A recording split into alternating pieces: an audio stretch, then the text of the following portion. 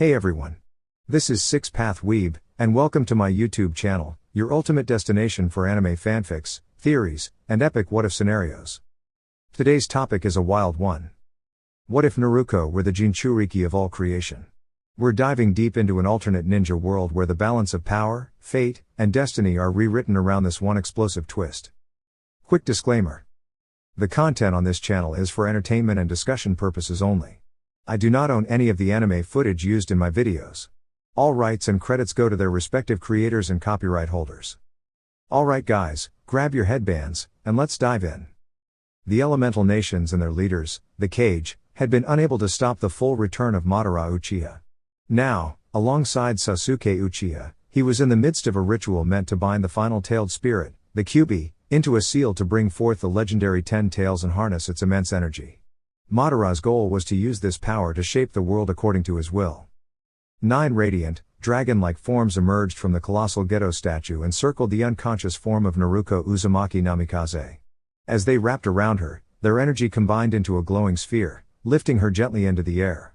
Hidden behind his mask, Madara gave a confident smile, mirrored by the sly grin on Sasuke's face. Soon, the strength of the 10 tails will be mine, Madara declared.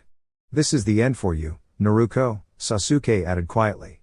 The Uchiha legacy will rise once more. The ritual began, but something unexpected happened. The energy being drawn into the seal changed. Its glow turned pure white, and instead of continuing the process, it began to reverse.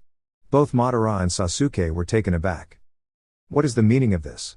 Madara demanded, eyes narrowing at the floating figure of Naruko. He then noticed something that made his expression falter. Naruko's lips moved ever so slightly to form one word, fool. No. It can't be. Sasuke. Cancel the technique, Madara cried out. Sasuke hesitated. Why? We're so close. Don't be foolish. She placed a powerful counterseal on herself. If we don't stop it, everything will collapse, Madara shouted. Despite their efforts to inject their chakra into the seal to stabilize it, the reversal only grew stronger. A black vortex formed around the seal on Naruko's stomach, and the energy of the other tailed spirits began to spiral into it. Madara stared in disbelief. Everything he had worked toward, all his grand plans and calculations, was being undone by the very one he had underestimated. He tried again and again to overpower the reversal, but it was no use. Sasuke, help me, he demanded, and Sasuke quickly added his own energy, but something else began to happen. Sasuke's hands started to blur and fade as though being drawn into the vortex. What's happening? I can't resist it, he exclaimed, trying to anchor himself with chakra, but the pull was stronger. No. This isn't possible, he cried as he was gradually pulled in and vanished. Madara looked on, realizing the same was happening to him. Naruko quietly chuckled as the process continued. Madara's eyes, once filled with certainty, were now wide with disbelief. This cannot be. My dream, my work, all undone by you, Uzumaki. I am eternal. I am an Uchiha. I am. His voice was lost as he, too, was pulled into the swirling vortex. The multicolored energy from the tailed spirits continued to stream into Naruko. Naruko's inner world. Naruko opened her eyes in a quiet, familiar space. Gone were the harsh walls, now replaced with a peaceful cottage surrounded by tall grass and blooming wildflowers. Behind the home, a river flowed into a serene lake, with a gentle waterfall in the distance. Small foxes played nearby, their happy sounds filling the air. Naruko smiled at the sight. Hitomi-chan? She called out softly.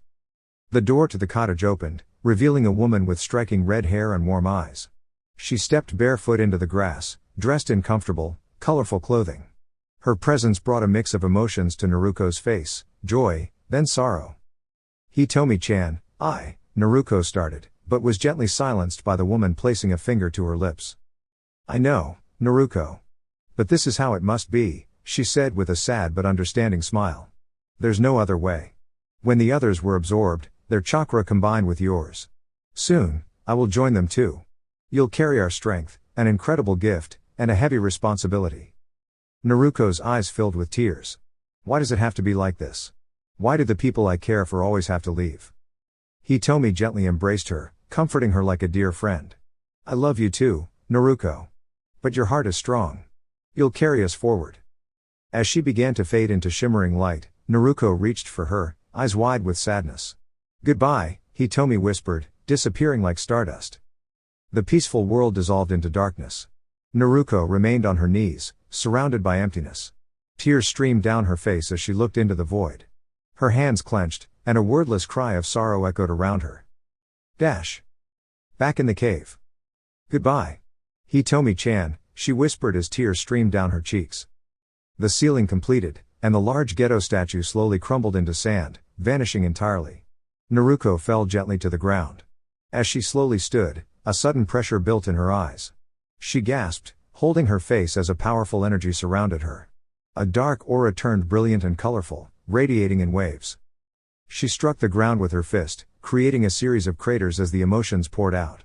Then, with a mighty cry, a column of light burst from her, reaching through the cave and into the sky, clearing the clouds above. As the energy calmed, Naruko slowly stood. Her eyes, now glowing red with a six-pointed windmill pattern and a shimmering hexagonal star within, reflected her transformation. She approached a small pool of water and saw her reflection, her new eyes, the power she had gained. "Well, Madara. Sasuke. I suppose I owe you both for these," she said quietly. New knowledge flowed into her, abilities of the Uchiha and the secrets of the Sharingan. With a focused thought, she activated a powerful space-time technique. "Kamui," she said softly. The air in front of her shimmered and twisted into a vortex. Without hesitation, Naruko stepped through it, vanishing as the portal closed behind her. Naruko soared through the shimmering waves of multicolored light, her eyes squinting at the dazzling flashes all around her. An odd sensation spread through her body, it began to feel as though she was spinning and stretching, almost like she was changing. Suddenly, a burst of brilliant white light engulfed everything, and just as quickly, her world faded to nothing. After a period of stillness, a gentle but energetic voice echoed in the distance. "Aniki! Aniki!" It called out softly. A groan escaped Naruko as a small figure suddenly leapt onto her torso. "Aniki, wake up!" The voice insisted, now louder and closer. Slowly, Naruko opened her eyes. Her vision was hazy at first, the world around her still swirling in fragments. She could just make out the silhouette of a child with long red hair. As her sight cleared, she saw the face of a young girl, about 6 years old, smiling at her. The child had sparkling blue eyes, just like her own, and wore a red shirt with black pants. Naruko blinked at the unfamiliar yet strangely familiar face. The girl raised her eyebrows in confusion. "Aniki?" she asked again. Naruko suddenly let out a startled yell, causing the girl to hop off her in shock and tumble onto the floor beside the bed. Sitting upright quickly, Naruko glanced around in confusion. "What? Where am I? This isn't my apartment." She looked down at her hands and gasped. With a hop, she jumped off the bed and dashed toward a nearby mirror. Her reflection left her speechless. She was 6 years old again, and her appearance resembled her father's.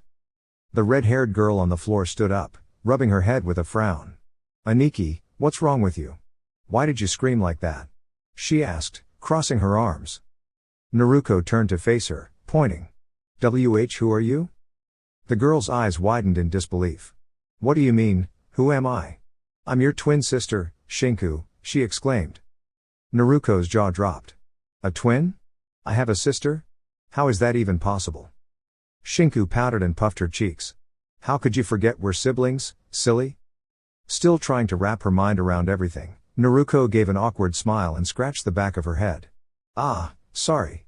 I guess I'm still waking up from that nap," she said, trying to play it off. Shinku gave her a skeptical look but shrugged it off. That's when a loud thud echoed from downstairs. The door slammed open. Both girls hurried out of the room to investigate. Downstairs stood Kushina, their mother, her expression stern. She wore a red and black outfit with a green flak jacket, her long crimson hair tied back in a ponytail. A polished sword was strapped across her back. Naruko paused at the sight, her eyes wide. "Mom?" Shinku reached the bottom step first, with Naruko right behind her. Kushina sighed, placing her sword to the side as she sank onto the couch, rubbing her temples. "They're just so frustrating," she muttered under her breath, clearly speaking about something troubling.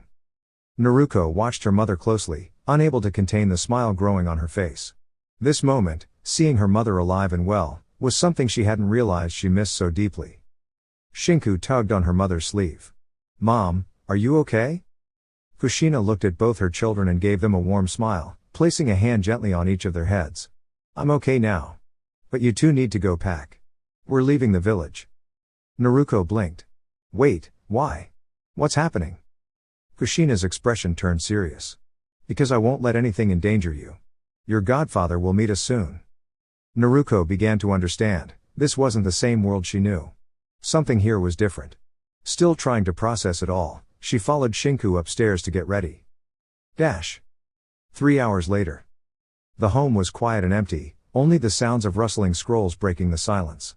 Kushina carried 3 large scrolls, one black, one red, and one blue, secured tightly to her back. Naruko and Shinku stood ready, dressed and packed. As they approached the compound gates, a puff of smoke appeared. 4 masked individuals stood before them, Onbu masks covering their identities. Kushina narrowed her eyes, prepared to defend her children. Before she could reach for her sword, one of them, wearing the mask of a dog, held up his hand. Wait. Kushina-sama. We're not here under the Hokage's orders. She studied them carefully, then slowly lowered her hand. Why are you here? She asked calmly. The masked shinobi removed his disguise, revealing the silver-haired Kakashi Hatake. We want to come with you, he said sincerely. You and Minato-sensei were like family to me. I promised I'd protect your children no matter what. If that means leaving the village, then so be it. Kushina turned to the others, and one by one, they removed their masks, Rin, Yuigao, and Anko. Rin stepped forward. We feel the same, Kushina-sama. Yuigao added, I can't support a place that doesn't respect the legacy of those who gave everything for it. Anko, with a soft voice, nodded. You know why I'm coming, sensei. After a moment of silence, Kushina smiled. All right. You're welcome to join us. What about your gear? Kakashi gave a small chuckle. Already taken care of. My summon took everything to the realm. Kushina nodded. Good. Jiraiya is waiting for us at the west gate. With that, Kakashi hoisted Naruko onto his shoulders, while Rin lifted Shinku. Together, the group made their way toward the village outskirts. Just before they reached the gate, a puff of smoke appeared in front of them. A large toad with red and black markings stood in their path. Upon its back was a familiar figure with long white hair. Kushina smiled. Took you long enough, Jiraiya. The man grinned from ear to ear. Well, if it isn't Kushina and her little ones. Naruko's eye twitched slightly at being called a brat, but a playful smile quickly formed on her face. Hey, Uro-senin. She called out with a mischievous grin. The 4 former Onbu gasped in surprise, and Jiraiya lost his balance, tumbling right off the toad he had been perched on. Kushina suppressed a chuckle while Shinku openly laughed, pointing at her godfather who stood up, clearly flustered. Don't call me that in public, Jiraiya scolded, but Naruko only smirked in response. Trying to compose himself, Jiraiya turned his attention to the group. Kushina, why are they all with you? He asked. They wanted to come along, Kushina replied with a shrug. Now we just need to decide on a village. Iwa is out of the question, Suna is already allied with Konoha, and Kiri is still going through internal conflict. The smaller nations don't have the strength to stand up to Konoha right now.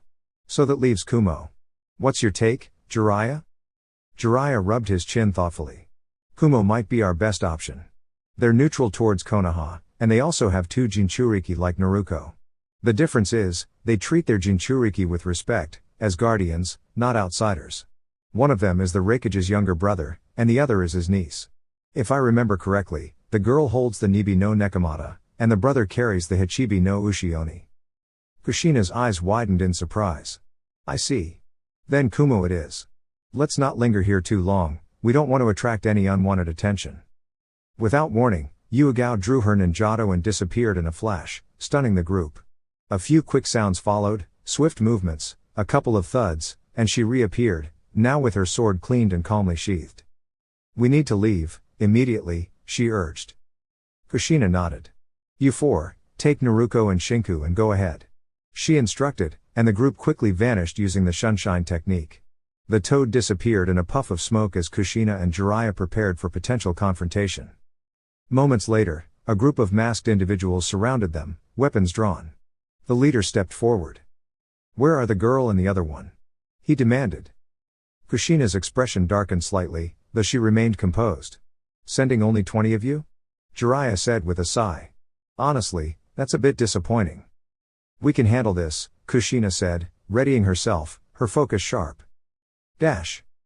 Border of Hai no Kuni and Kaminari no Kuni.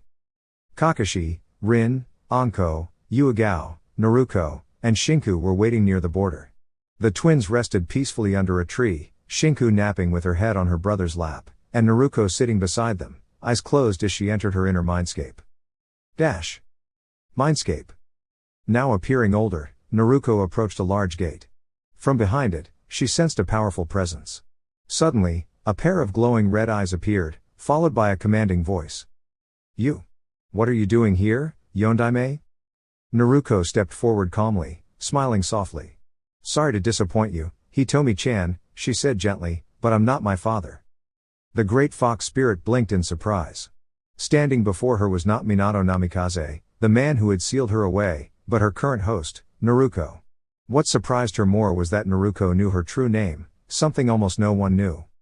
Who are you? Hitomi asked, stepping into a more human-like form, her curiosity piqued. Naruko raised her right sleeve, revealing intricate seals. She gently pulled away a sealing tag and showed the pattern on her stomach. Blue chakra glowed from her fingers as she placed a hand over the seal and turned it gently. The lock clicked, and the gate slowly began to open. Hitomi stood stunned as Naruko calmly reached out, resting a hand on the spirit's cheek. At first tense, the giant fox relaxed under Naruko's gentle touch. I come from another time, Naruko explained. A place where things ended differently. I lost you there. I couldn't protect you then, but I will now. Hitomi was silent, touched by Naruko's sincerity. In my time, Naruko continued, I absorbed the power of all the tailed beasts to stop a terrible threat. Madara Uchiha and another sought to use your powers, but I created a seal that changed everything. That power is now a part of me.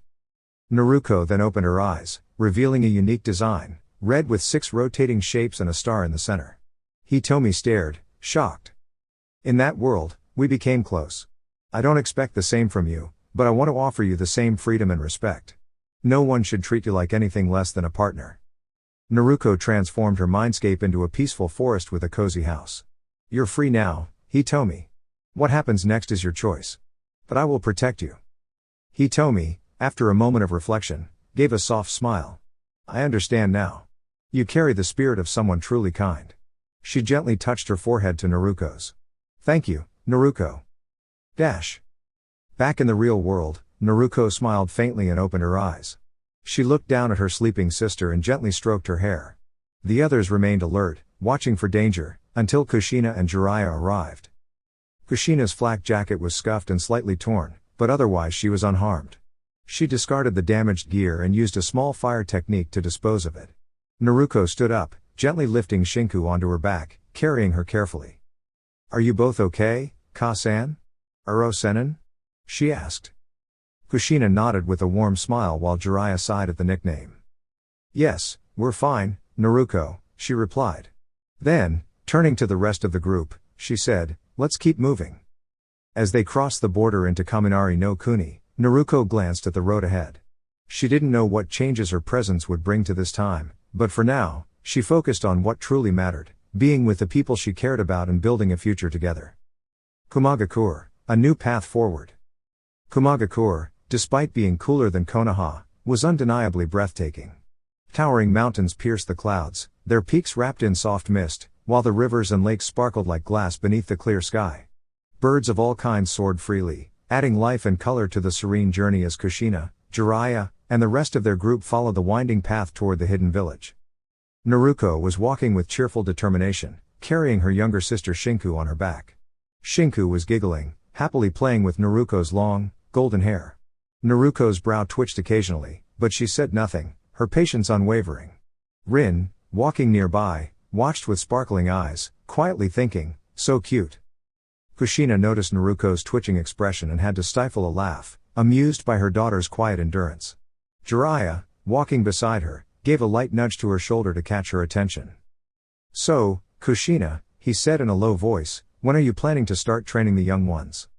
Unbeknownst to Jiraiya, Naruko's enhanced senses picked up every word. She smirked slightly.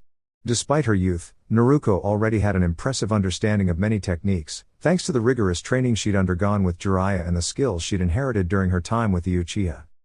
One day, she thought confidently, I'll grow strong enough to protect everyone I love.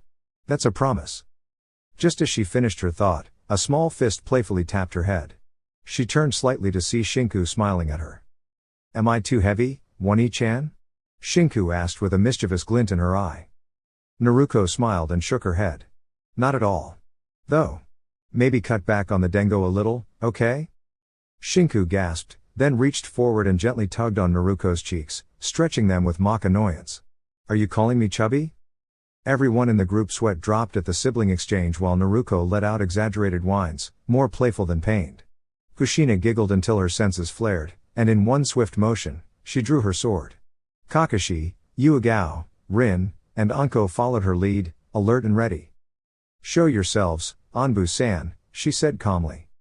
6 Anbu from Kumagakure appeared from the trees, their movements smooth and coordinated. The one wearing a lion mask and a silver-white cloak stepped forward. We are not here to cause trouble, aka no shi, he said respectfully. We simply wish to understand why you, Jiraiya of the Sannin, 4 Konoha Anbu, and 2 children have entered Kaminari no Kuni. Jiraiya stepped forward with a diplomatic smile.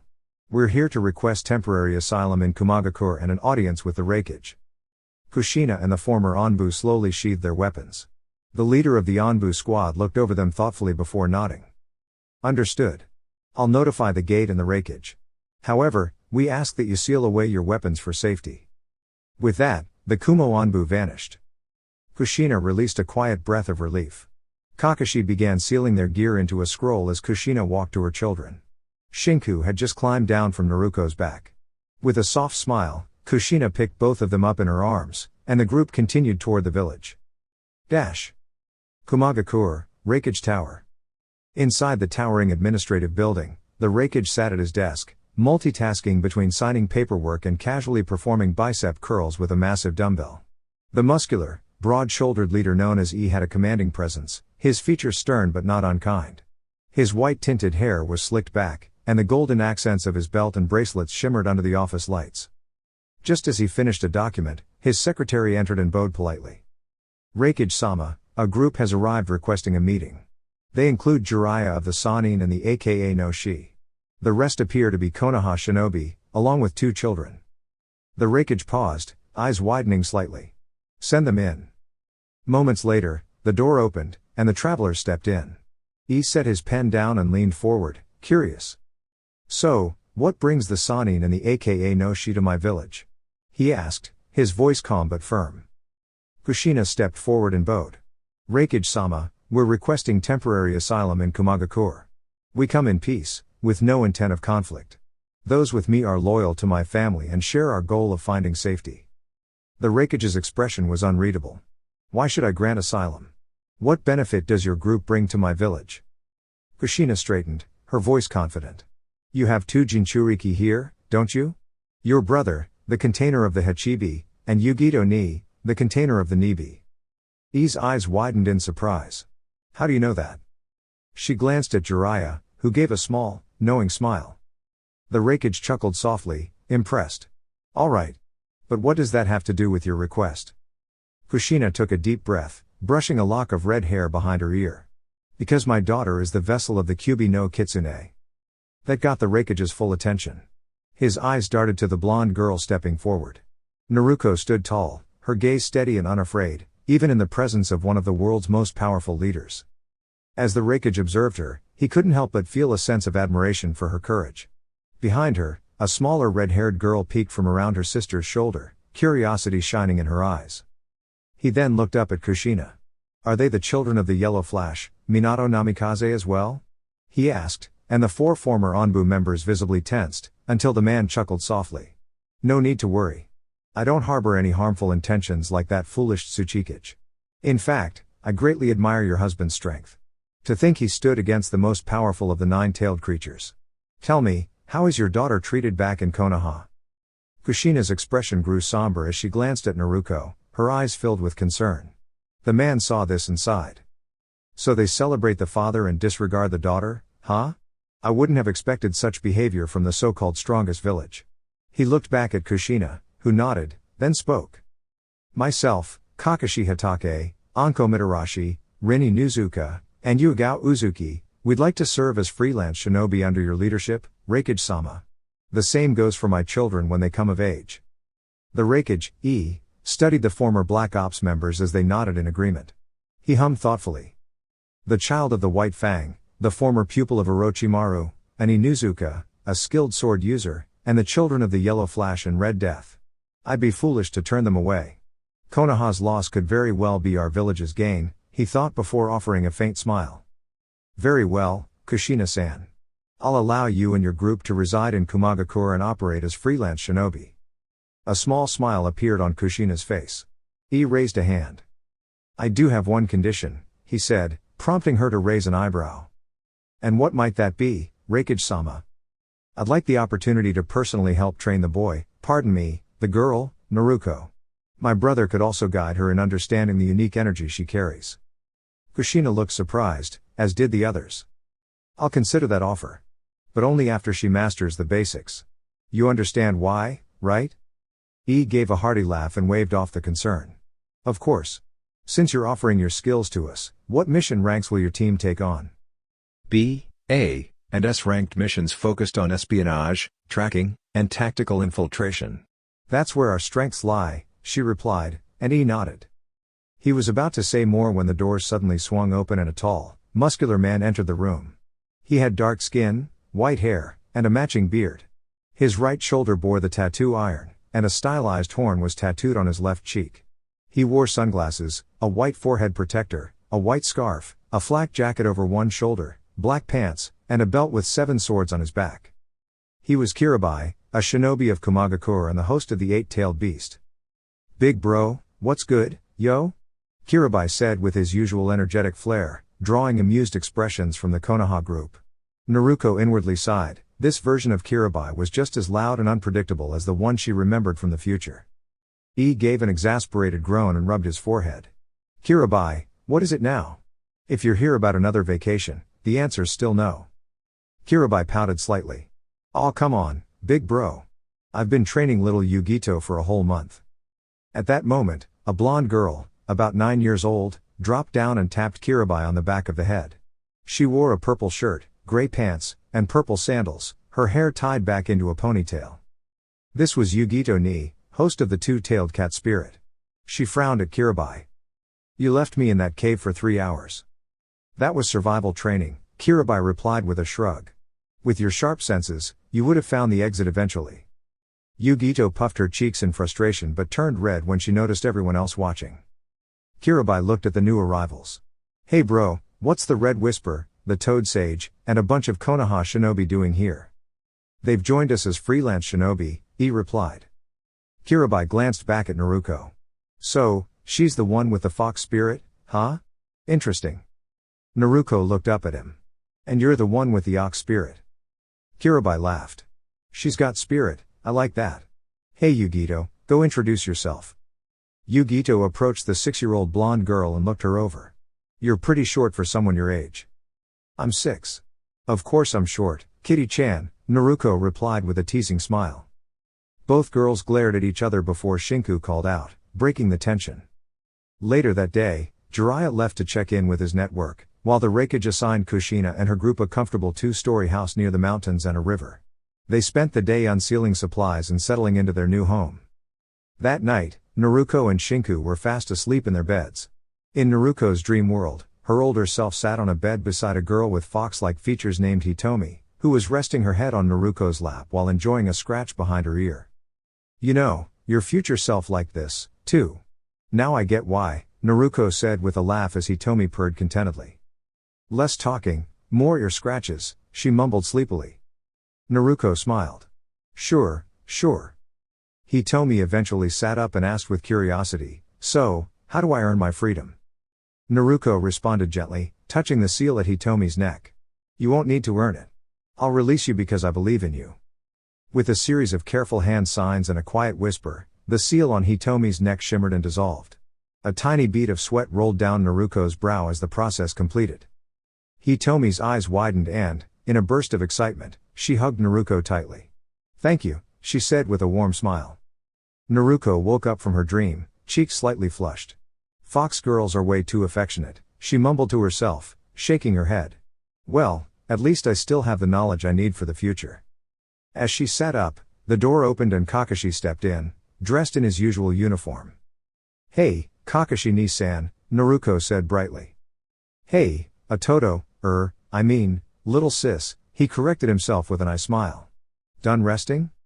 Naruko nodded. "Yep. Where's mom and the others?" "Out gathering supplies.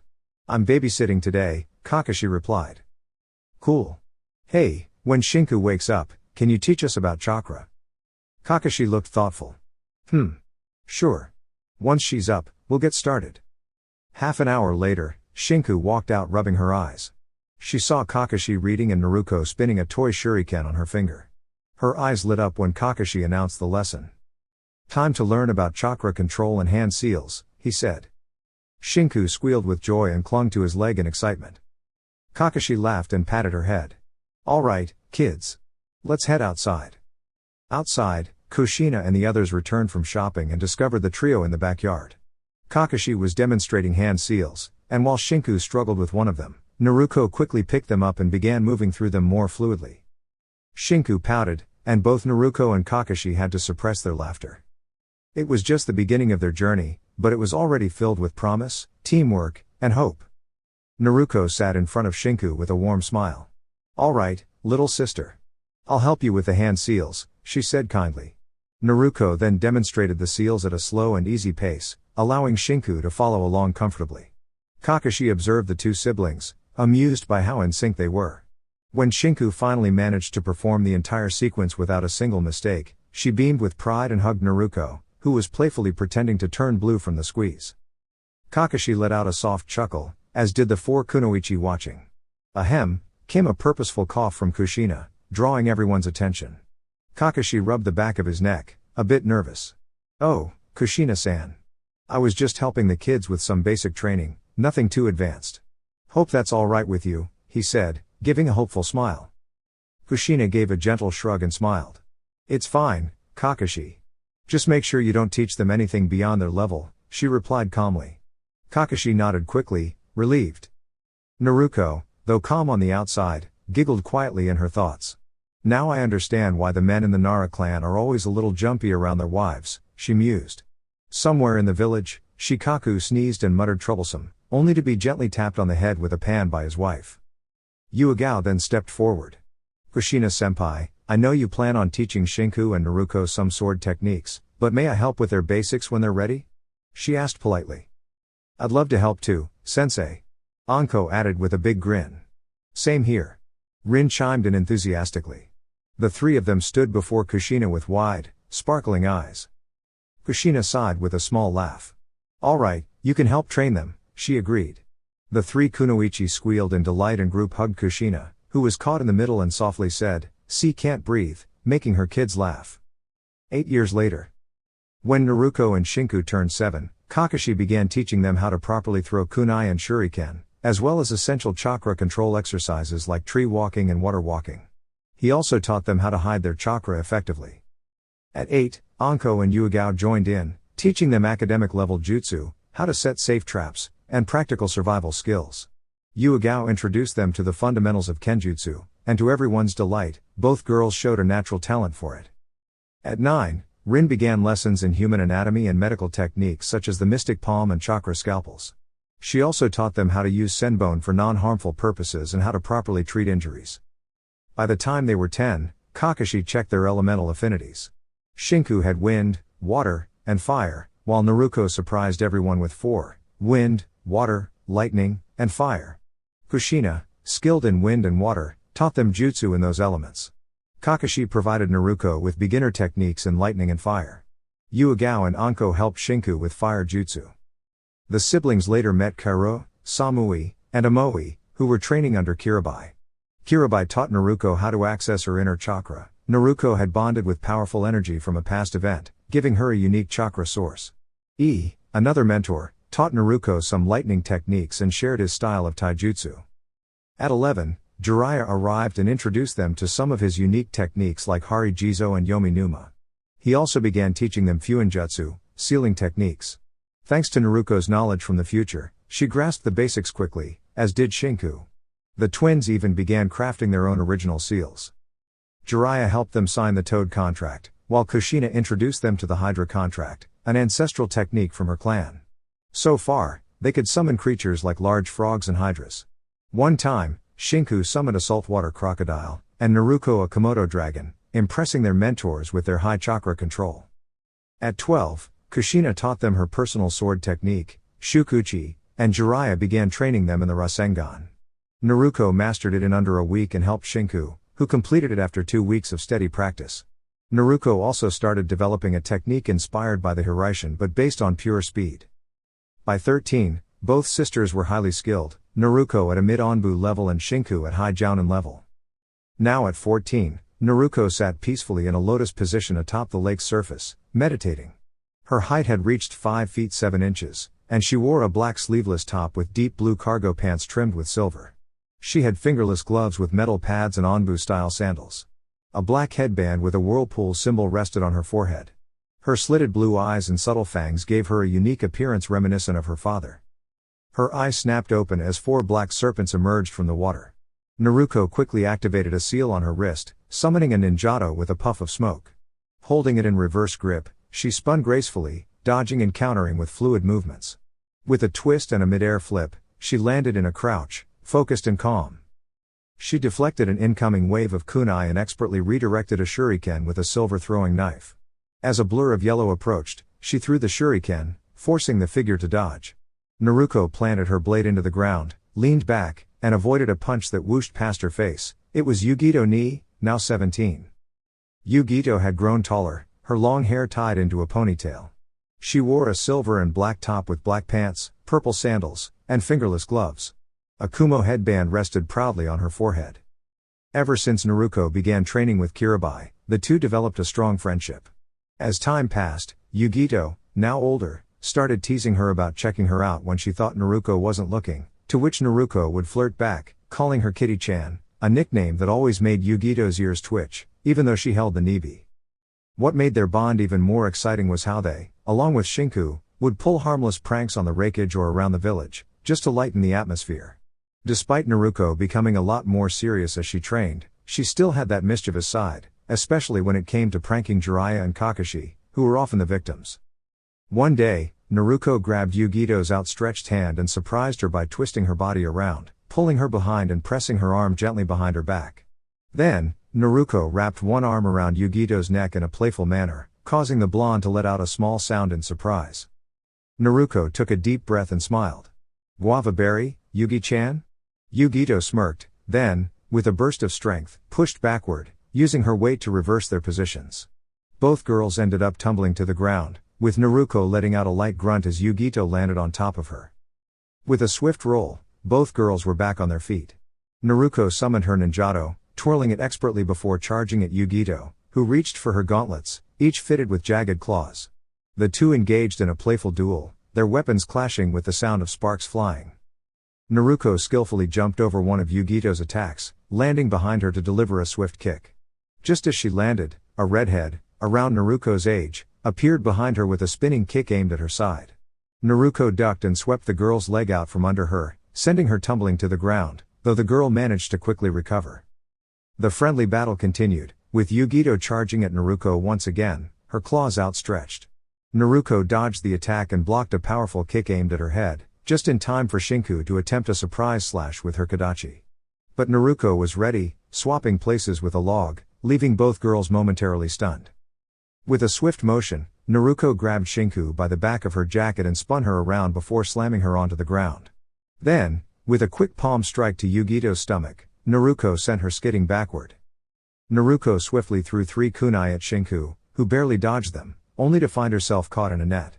"One down," Naruko remarked, dodging an incoming bolt of yellow lightning. Yugito appeared behind her, a kunai pressed against her throat, but before she could react, Naruko dissolved into water and reappeared behind her, holding a throwing knife near Yugito's neck. "I've got you now, Kitty-chan," Naruko teased, making Yugito blush. At the same time, Shinku called out from the net, asking for help. Naruko calmly cut the rope that ensnared her, freeing Shinku with a quick flick of her wrist. "Thanks, Aniki," Shinku grumbled, brushing herself off. "You're lucky this time," Naruko laughed and responded, almost doesn't count, Imoto. Alright, I'm heading home to grab something to eat. Are you two coming, or are you just going to stay there holding Yugito? Shinku asked, earning a smirk from Naruko. Yep, Naruko answered with a teasing tone, causing Yugito's eyes to widen. Shinku simply shrugged, okay, see you then. And disappeared in a swirl of water, leaving Naruko and Yugito alone. As Naruko wrapped her arms around Yugito's waist, she whispered, you came so close this time, Yugi-chan. But remember, foxes are tricksters. Yugito chuckled, a smile on her face as she lay back in Naruko's arms. I still don't understand why I can't catch you, she said, her voice teasing. Naruko smiled back and kissed her cheek. Because foxes always find a way to slip away, she replied. Yugito sighed contentedly. I bet Samui is probably complaining about her neck and back hurting. She probably wants you to give her a massage, Yugito mused, making Naruko laugh. Probably, Naruko replied. Why? You want one too? He teased, earning a quick shake of Yugito's head. I'm fine, she said, though her thoughts were quickly intercepted by Nibi, the two-tailed cat. I know what you really want, Nibi teased. You want Naruko to give you a special massage, don't you? Yugito's face flushed. Stop looking at my thoughts.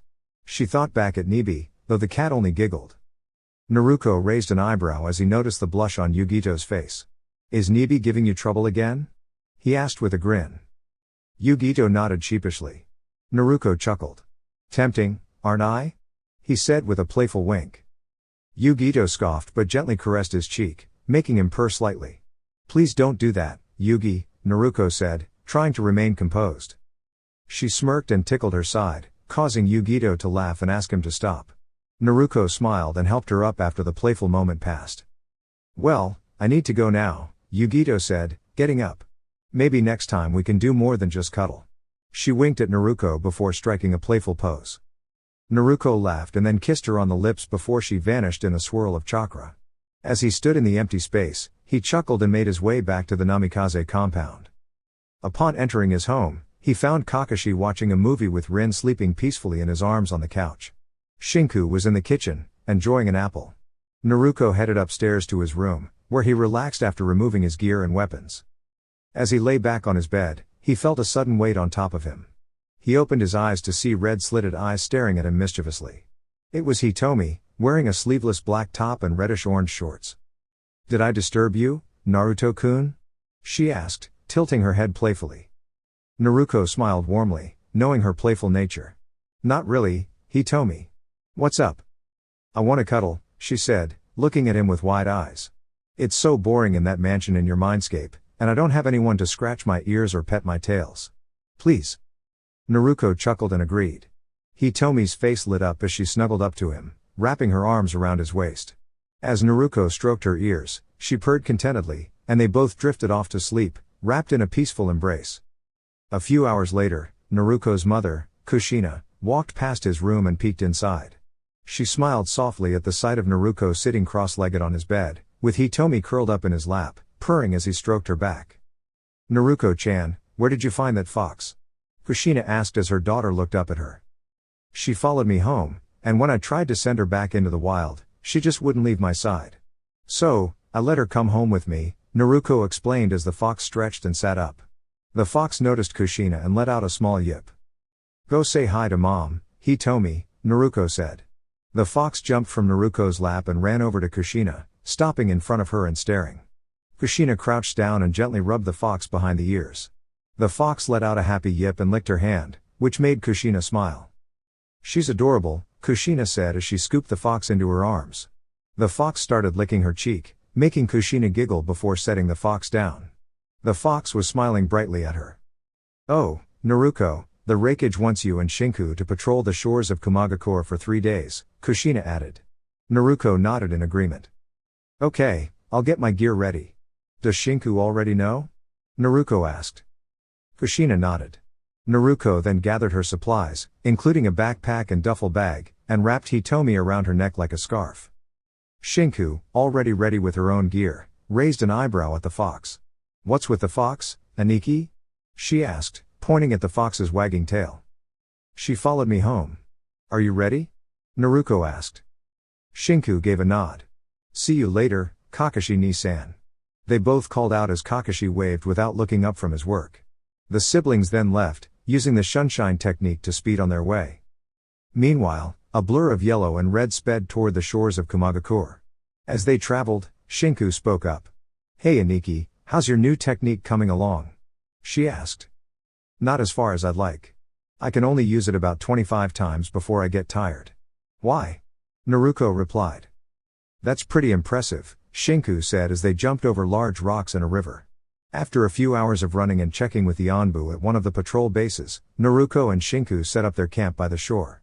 They kept in touch with walkie-talkies as they split up to patrol. Naruko created several cage bunshine, Komodo dragons, and crocodiles to patrol the waters and lower levels. She was currently leaping through the trees, scanning the area for any signs of trouble. Hey, Shinku, have you noticed anything suspicious? Naruko asked through the walkie-talkie. Static crackled before a voice answered. No, Naruko. What about you? Naruko shook her head. Nothing yet. She then leapt onto a cliff near the shore, watching the waves crash against the sand. Suddenly, her eyes widened as she saw long red russet hair and a body swept onto the shore. Naruko quickly jumped off the cliff and skidded down the rocky edge before running towards the body. She turned it over and gasped when she recognized the person. Mei-chan, Naruko whispered. Mei's Jounin outfit was torn in places, and she had some cuts and bruises. She was wearing a metal plate with the Kiri symbol on her left shoulder. Naruko placed her head near Mei's chest to check her heartbeat. It was slow, but she was alive, though not breathing. Naruko quickly activated her walkie-talkie. Shinku, it's me. I found an unconscious kunoichi from Kirigakure washed up on the shore. She's alive but barely. I need you to head to the closest base and get a medical team here. Got it.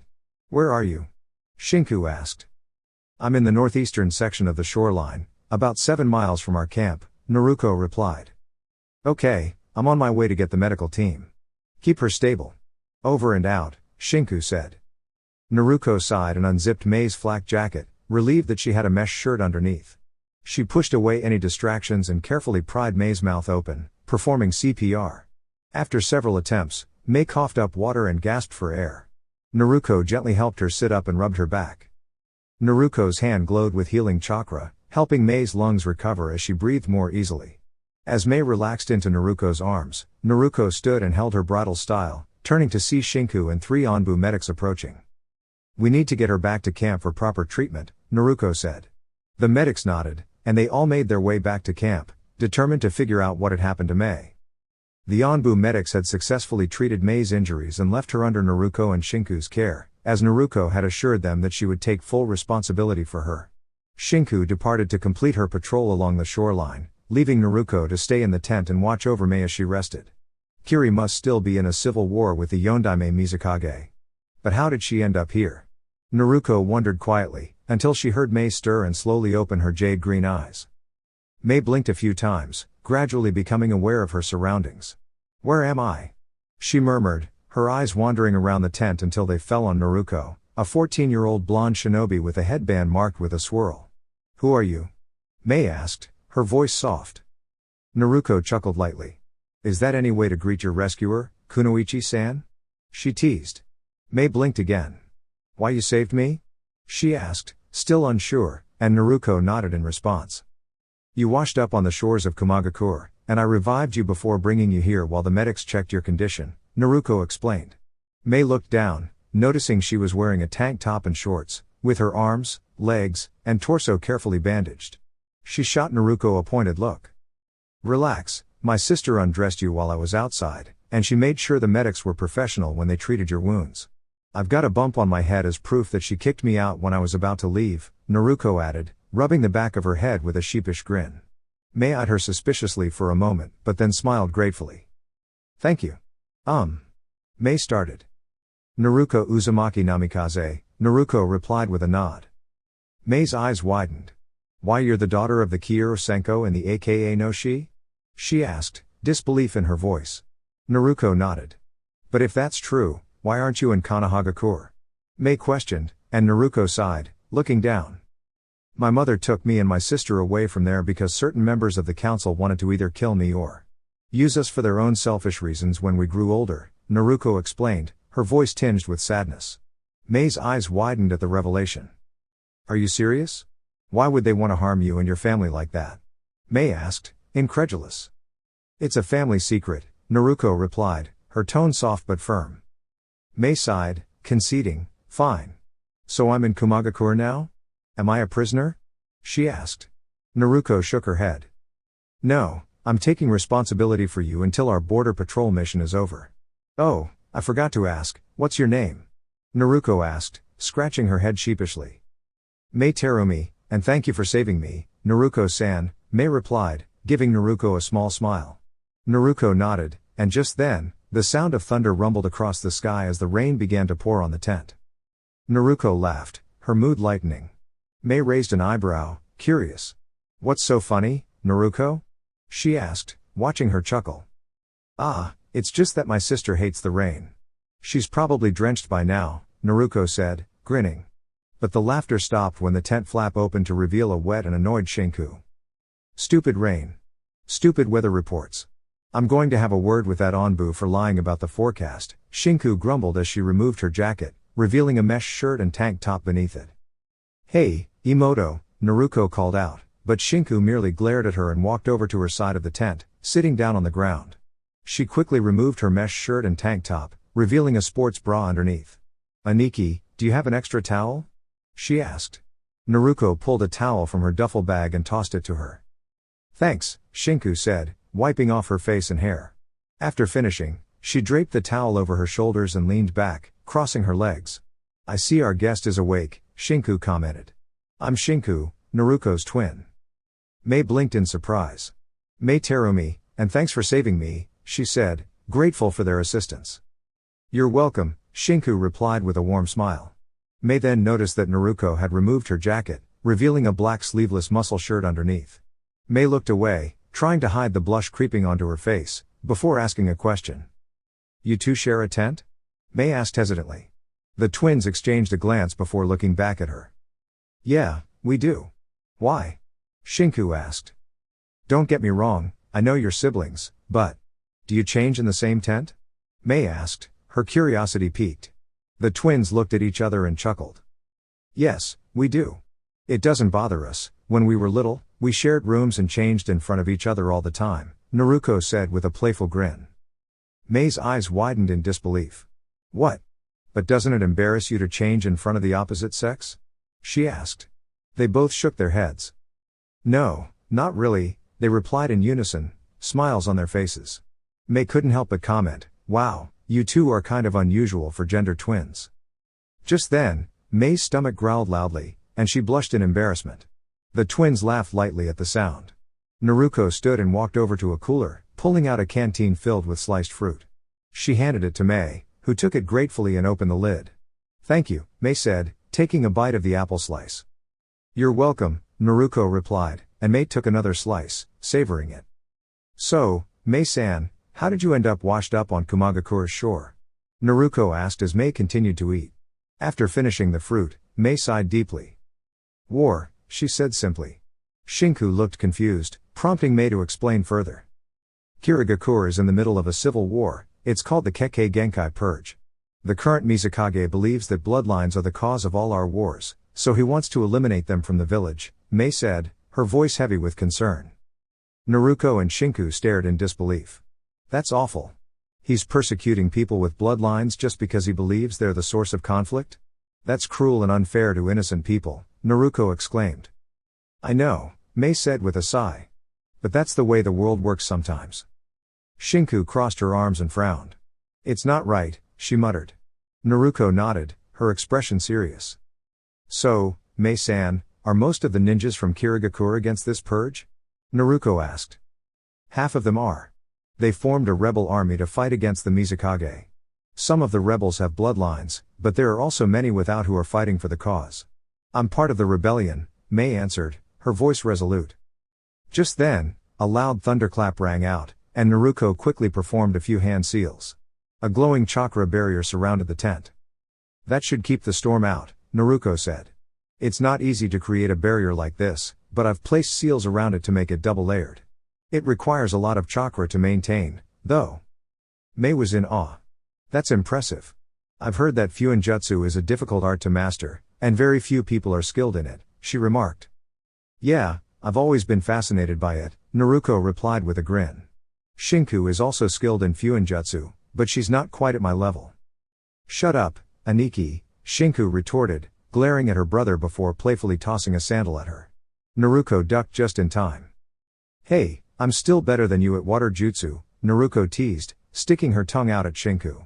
She rolled her eyes. That's because mom taught me defensive techniques, while Kakashi ni taught you offensive ones, Shinku shot back, but her playful pout quickly softened. Anyways, Naruko continued, our patrol mission will be over tomorrow morning. After that, we'll take you to the Raikage's tower, and you can explain everything to him. Mei nodded, grateful for their kindness and support. Will I be able to return to my rebel base in Kiri? Naruko asks. I don't want to involve a neutral village like Kumo in our country's situation. Sure, if that's what you want to do, but do you honestly think you can defeat the Mizukage with just a few rebels and bloodline users? He has Chunin, Jounin, Anbu, and Hunter Nin in his forces, and it's likely that they outnumber you and your rebellion, he replies. Naruko frowns. I have no other choice, she says, but he shakes his head. Yes, you do have a choice. Be patient. If you attempt a kamikaze attack against the Mizukage and his forces, they'll overpower you before you even reach the village gates, he advises. Mei looks down and clenches her fists. You'll just be leading those who believe in you to an early end, Mei-san, and you know my brother's right, Shiku says as she lies back on her futon. Naruko yawns and lies back on her futon as well. Look, Mei-san, I'm sure the Raikage would be willing to help you if you ask. He's a great leader and has been seeking alliances for a while. Once the civil war in Kiri is over, I'm sure he'd be interested in forming one. Mei thinks for a moment. Are you sure I can trust the Raikage? She asks. Naruko looks at her and smiles. In my opinion, yes. He can be hot-headed and impulsive at times, but he's also a man of honor, something you don't see too often in most ninja, given our way of life. Mei blinks at him. So what's your connection with the Raikage? I'm his former apprentice, Naruko replies, and Mei's eyes widen in surprise. A apprentice?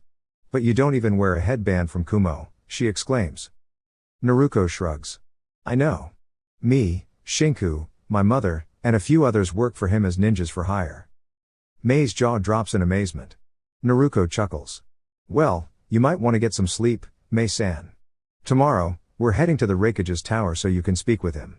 And by the way, try to ignore his younger brother's antics, Naruko adds before falling asleep. Mei watches him for a moment before closing her eyes. I don't know why, but for some reason, I feel like I can trust him. You are a very interesting person, Naruko, she thinks before drifting off to sleep. Morning. The sun shines down on the forest, and Naruko opens her eyes to see Shinku snoring lightly, with a small trail of drool at the corner of her mouth. Hitomi, in her fox form, is peacefully curled up on top of Shinku's bare torso. Naruko chuckles softly and glances over at Mei, whose chest rises and falls as she sleeps peacefully. Hitomi stirs, yawns, and blinks her eyes open.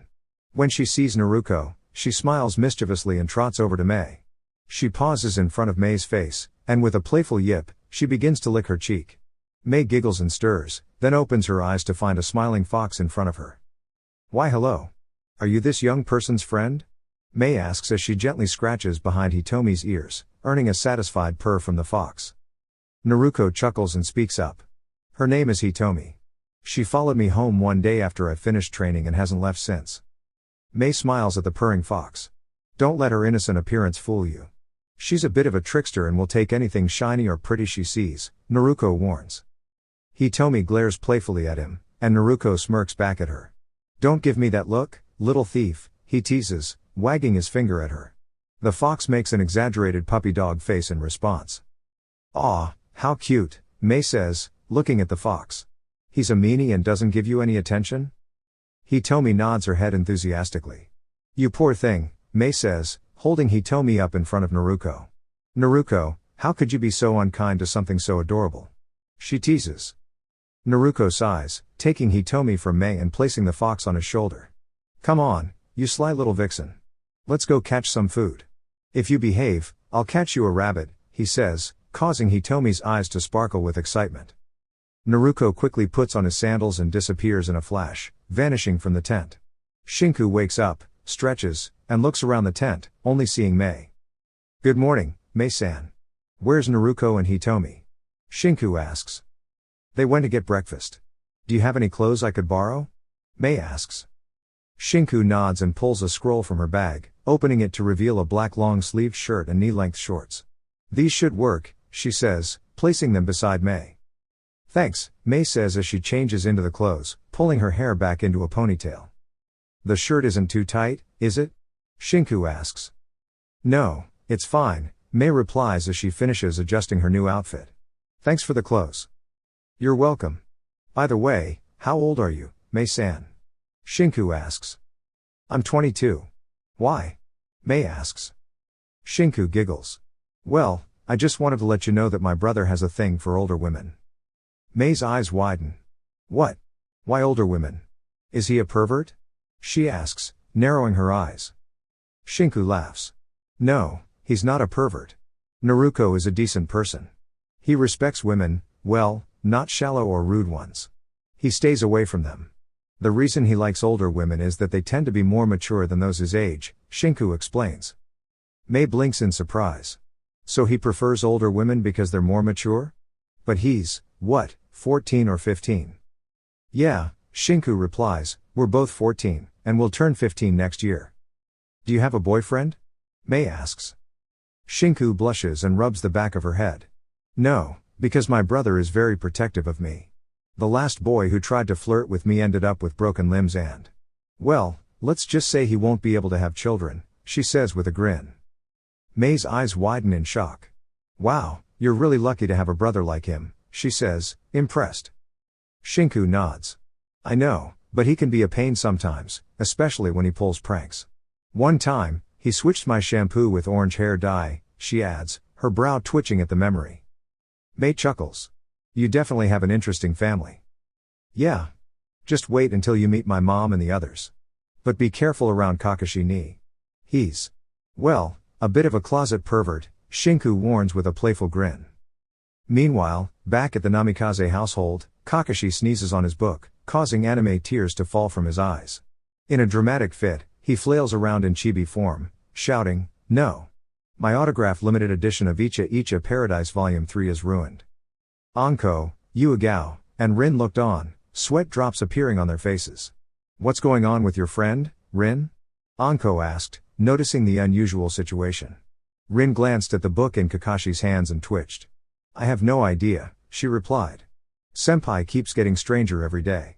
Yuigao raised an eyebrow as she watched Kakashi, who was holding the book and sighing dramatically, a gray cloud hanging over his head. Is this really what he's upset about? She muttered. Just then, Kushina walked in. Hey, everyone, I'm back. Wait, what's going on with Kakashi? Why is he so down over Ear Senen's book? She asked, pointing at the moody copy ninja. The three women shrugged. We don't know, Kushina, Rin replied. By the way, when are Yondaime-chan and Shin-chan coming back? I miss the little cutie with the blonde hair. Anko added with a pout. Rin, Yuigao, and Kushina exchanged exasperated looks. They should be back today, Kushina said with a sigh. Anko's eyes lit up at the news. Yuigao turned to her with a serious look. Are you still thinking about chasing after Naruko, Anko? You're 23, and she's just 14, Yuigao said firmly. Anko simply shrugged. What does age have to do with it? If you're old enough to fight, you're old enough for other things, Anko replied casually. At that moment, Kakashi, hearing the word other things, let out a perverted giggle. Yuigao frowned. Honestly, Anko, you're hopeless, she muttered. But Anko, with a mischievous grin, continued, oh, I've seen you sneak a look at her when you think no one's looking. Rin's eyes widened in surprise, while Kushina and Kakashi were equally stunned. She's just teasing, sensei. You know how Anko is, Rin stammered, her face turning a shade of pink. Anko's grin grew even wider. Oh, come on, Rin. I've heard you call her Naruko-chan under your breath, she teased. Yuigao's face turned a deep red, and she shot back, I wasn't talking about that. But Anko laughed, not letting up. Sure you weren't. But don't worry, Naruko would probably be happy to spend some time with you, she teased. At that, Yuigao's temper flared, and with a swift movement, she formed a jutsu, causing her face to glow with intensity. I was talking about her blade, she yelled, her embarrassment apparent. Of course you were, Anko replied with a wink, dodging a sword swipe from Yugao. Laughing, Anko bolted out of the room, with Yugao chasing after her, sword in hand. Come back here, Anko. I'll show you what I can do, Yugao shouted. Kushina sighed, rubbing her forehead. Her mouth is going to get her in trouble one of these days, she muttered. Rin nodded, her face full of exasperation. Kakashi simply shrugged but was suddenly beside Rin, whispering something in her ear. Rin froze, her face turning pink as she slapped him playfully on the shoulder. You're impossible, she said. Meanwhile, Kushina shook her head and mumbled to herself as she walked to the kitchen. I need to find a boyfriend.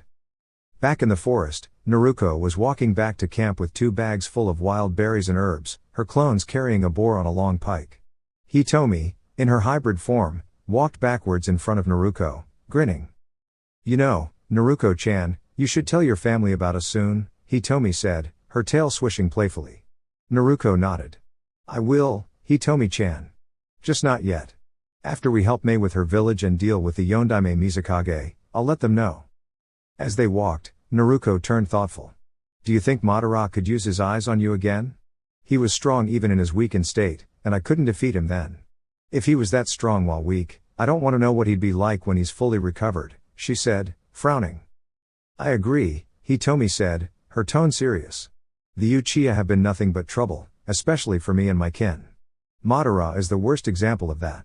He took his own brother's eyes just to regain his sight. That's despicable, even for a demon like me. Naruko nodded in agreement. The only Uchiha I'll ever respect is Itachi and Obito. Obito saved Kakashi Ni-san's life by sacrificing his own. Itachi. He may have been cold, but at least he wasn't a traitor. Hitomi nodded. Then there's Orochimaru, Kabuto, and Danzo. I need to deal with them eventually, especially Danzo, with his Sharingans and the Shadaime cells. Those techniques are dangerous. Naruko's eyes briefly flashed with the power of the eternal Mangekyo Sharingan. I'll deal with them, she said firmly. I won't let anyone harm my friends. Hitomi watched Naruko's eyes with admiration. You know, Naruko-chan, whenever I see your eyes, I'm reminded of how different you are from Madara. Even when you're angry, your eyes are full of compassion and warmth. Naruko smiled and rubbed her chin. I've learned a lot of techniques since I absorbed Madara's power, but there's still a lot more to learn. Tsukiyomi is getting easier to control, and I can summon Amaterasu flames now. I'm still working on Susanoo and Madara's teleportation technique. That one is tricky. Hitomi's eyes sparkled with curiosity. What about the Juubi's chakra? How many tails can you control now? Naruko thought for a moment. Right now, I can control about 4 tails. I try not to rely on it too much, though, because the chakra is very intense. But having 2 chakra sources makes it easier to manage. Hitomi's expression turned thoughtful. So you're not just a Jinchūriki anymore. You're more like the new Juubi. Naruko paused and looked up at the sky. Maybe I am. I never really thought about it that way. As they neared the camp, Hitomi transformed into her kit form and hopped onto Naruko's shoulder. Naruko looked to her clones. Get a fire started and begin skinning the boar. Leave the fur and tusks clean. Once you're done, remove the parts we don't need and toss them away from the camp so we don't attract predators. The clones nodded, dropping the pike and getting to work on the boar. Naruko reached into her bag and pulled out a rabbit, tossing it to Hitomi, who scampered off to enjoy her meal in peace. Naruko entered the tent, placing the bag of berries and herbs on the ground. I'm back, she called out. Shinku, who was sitting nearby, looked up. Is that all you brought, Naruko-chan? She asked, grabbing an apple and a mango from the bag. Who wants the mango?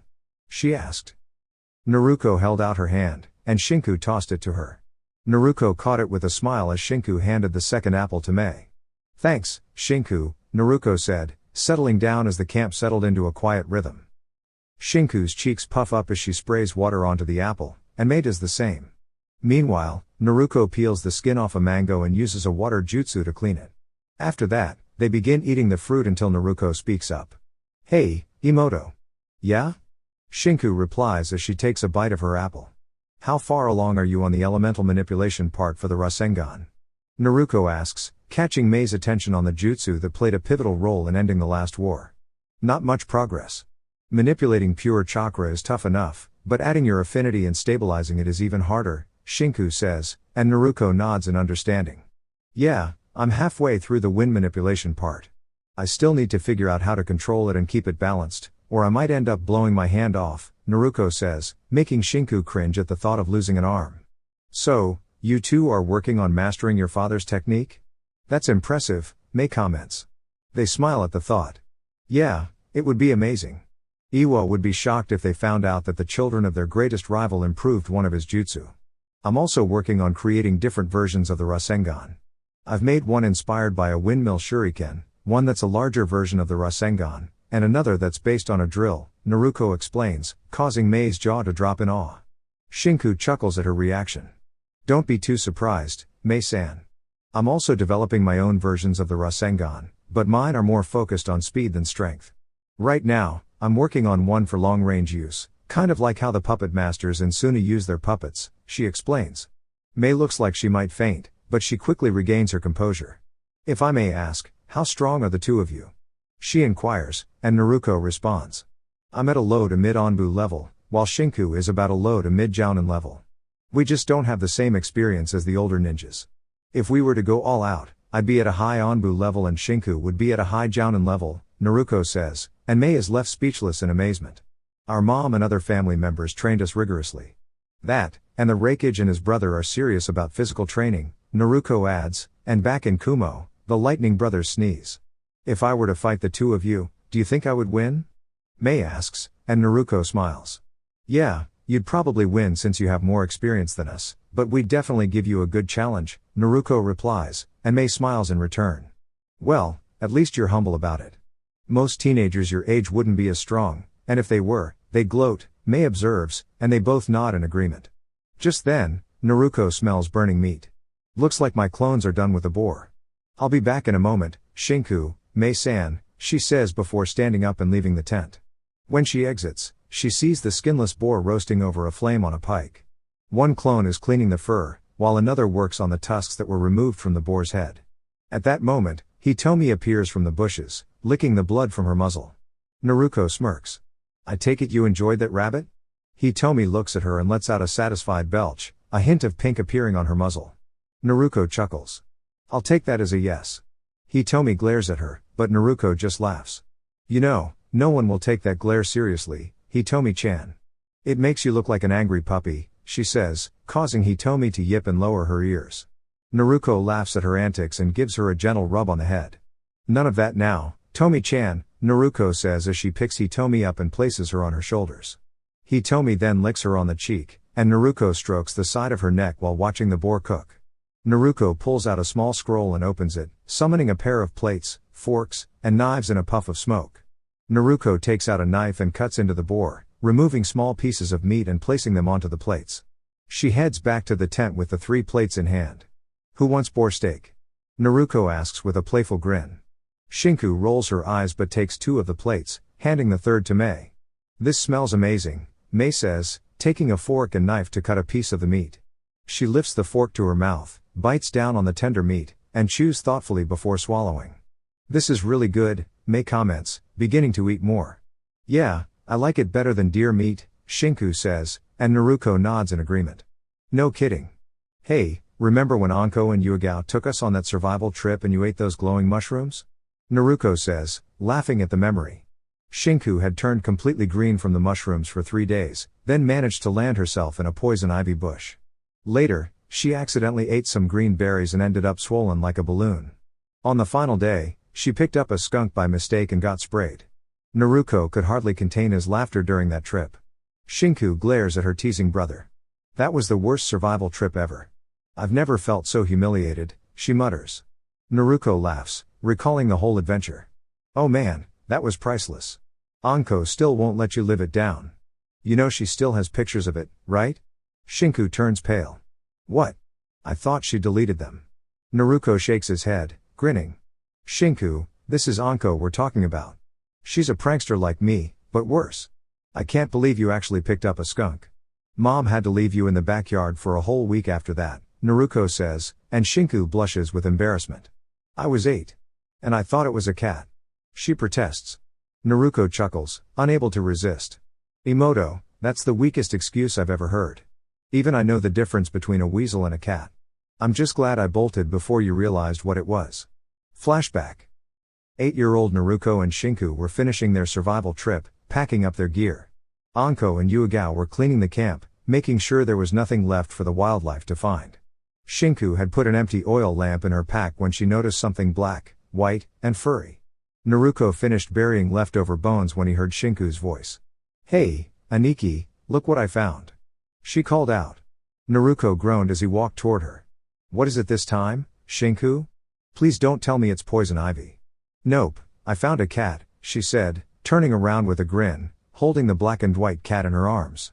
Naruko's eyes widened, and he took a step back. "That's not a cat, Shinku. Please, put it down slowly." Shinku blinked in confusion but walked forward with the animal in her arms. "What's wrong?" "It's just a cat." Naruko, realizing the mistake, bolted away, shouting about a skunk. Shinku held the creature away from her face. "What's a skunk?" she asked, and the animal's tail began to wag. Shinku's eyes widened. "Oh." Before she could react, Naruko ran to Anko and Yuigao. Shinku just picked up a kya. Shinku screamed. "A skunk," Naruko finished. Anko and Yuigao hurried over, finding Shinku surrounded by a green mist, rubbing her eyes while coughing. Anko quickly pulled away, holding her nose, while Naruko hid behind Yuigao with his shirt over his mouth. "Sweet Kami, Shinku, what were you thinking?" Anko asked. "I thought it was a cat," Shinku replied, still rubbing her eyes. "You thought it was a cat? First the glowing mushrooms, then the poison ivy, and now a skunk? What's next, a wolf?" Anko joked sarcastically. "Don't jinx it, Anko," Naruko shouted. Shinku, still embarrassed, glared at Naruko. "Kushina-sensei is going to strangle me when we get back with the skunk princess," she muttered. Anko turned around to find that Naruko and Yuigao had disappeared, leaving her alone with Shinku. "Oi! Get back here, you cowards! Don't leave me with Ms. Lepew," Anko shouted. Flashback ends. By the time Naruko finished talking about the incident, Mei was clutching her sides while laughing. Shinku's face turned as red as her hair, and right now, she wanted to strangle her older sibling. "I can't believe you, Aniki," she mumbled while Naruko grinned. "Love you too, Imoto. Did I mention that Ka-san made her stay outside in the backyard for a week?" she said, making Mei laugh even harder. "That's it. You're so going to pay for this, Aniki," she yelled, tackling him out of the tent. They rolled around on the ground for a bit, and Shinku managed to get on top. Naruko was laughing as she held Shinku's wrists away from her neck. Just then, two Kumo Anbu appeared, and both of them stared at the scene. The one with the lion mask cleared his throat to get their attention. "Can we help you, Shishi-san?" Naruko asked, causing Shinku to blush. She quickly ran back into the tent while Naruko stood up and dusted off her pants. "We were sent here to inform you that your border patrol is over, and a different squad of Jounin will be taking your place," Shishi stated, and Naruko nodded. "Thanks. We'll leave soon," Naruko replied, and the two Anbu shunshined away. The Namikaze siblings quickly packed up their camp, with Mei helping as well. Once everything was packed, they made their way back to Kumagakure, with Mei following along. Naruko had given Mei a black flak jacket to help avoid any unwanted attention. As they walked through the village, Naruko and Shinku were greeted by villagers and ninjas alike. Mei took notice and spoke up. "You two are quite popular around here," she said, and Naruko chuckled. "I think it's because of the pranks I pulled when I was younger, and the time I trained with the Raikage and his younger brother. When my family first came here, the village was pretty dull, but when I showed up, well, let's just say the place hasn't been boring ever since. The Raikage even had to send Jounin and Anbu after me when I played pranks on him or some of his council members. But honestly, the civilian and shinobi council members here can take a joke better than the uptight snobs back in Konoha," she said. Mei raised an eyebrow at this. Shinku, starting to get impatient, chimed in. "Aniki, do we really have to walk all the way to the tower? Why not just shunshine there? Unless you're hoping to run into Yugi-chan or Samui-chan," she teased with a grin. Naruko blushed and glared at her little sister. "Shut up," she said, grabbing Mei's hand without realizing the blush it caused, and they shunshined to the tower. Raikage Tower. E was in his office, lifting a dumbbell with his right arm while resting his chin on his hand, looking bored. "Why did I take this job again? I've been doing arm curls for 3 hours straight. Where's Kirabai when you need him? At least I'd get a good workout with him or Kushina," he thought. That was until Naruko, Shinku, and a woman with russet hair appeared in his office. He blinked and dropped the dumbbell, making the whole office shake. Naruko's sweat dropped. Bored, Reikage-sensei? She asked with a grin. I's brow twitched. Shut it, Gaki, unless you want to be my sparring partner for the next 4 hours, he said with a smirk. Naruko immediately paled. Sorry, I-sensei, but I like living and not having my bones broken, she replied quickly. Even though she had seen how strong I was in the past, there was no way she could take him on in her current state. The man could split mountains in half with one arm or leg, and his strength rivaled that of a Jinchūriki. She'd even seen him dent steel plates with just a headbutt. Kirabai was just as bad, even without his Baiju's power. These two were the last people anyone would want to face in battle. Sorry, I-sensei, Naruko continued. But I think I'll pass on the sparring match. I snorted. Cheeky brat. So, would you like to explain who your friend is? He asked. Oh, this is Mei Terumi, a kunoichi from Kirigakure, Shinku explained. She washed up on the shore near the border and stayed with us since then. I raised an eyebrow and looked at Mei. I see. Isn't Kirigakure in the middle of a civil war? He asked. Mei nodded. Yes, I'm part of the rebel group. The Yondaime Mizukage and his elite guards were on a ship, and my group tried to raid the ship to capture or defeat him, but he was ready for us. The last thing I saw before I passed out was him being covered in a strange chakra cloak. It was more potent and unsettling, she said. This made everyone's eyes widen. Mei-san, it's possible that the Mizukage is a Jinchūriki, Naruko said, and Mei's eyes widened in shock. A Jinchūriki? Oh Kami. That's why I couldn't face him, she said quietly. Yep, Naruko agreed. There aren't many ninjas out there who could fight, let alone beat a Jinchūriki. Unless you have the abilities of the Shodaime Hokage or you're also a vessel with a stronger Baiju'u, like me. I'm the host of the Kyubi no Kitsune, she added. Mei stared at them in awe. But unlike the Mizukage's Baiju'u, Kyubi and I are on good terms, even though it was my dad who sealed her into me.